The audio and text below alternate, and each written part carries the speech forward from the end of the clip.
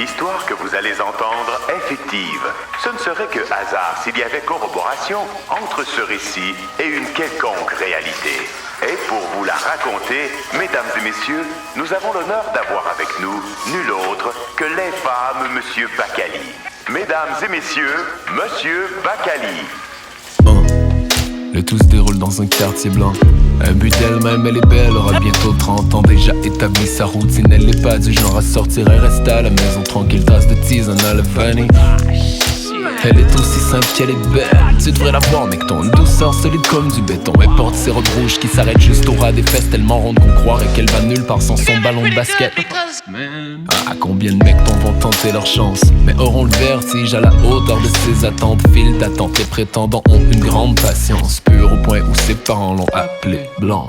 Et elle rêve de la cérémonie amoureuse dans une grande robe blanche. Elle a du goût, celui du jour. Les roues de sa voiture sont roses, la carrosserie est blanche. Elle aime les comédies romantiques tournées en France et rêve de la visiter un jour dans une avion. Blanche sa clôture, est blanche la manucure, est blanche tellement pure ses parents l'ont simplement appelée Blanche. Mais elle le perçoit autrement.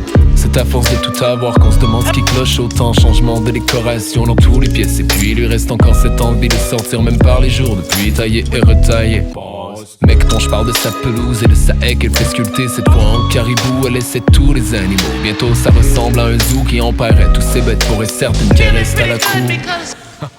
Bah, c'est peut-être mieux qu'une cage, comprends le message comme tu veux. Au final, ce qui la honte, c'est de pas se retrouver elle-même après ces années d'attente et que son miroir lui présente une chevelure blanche.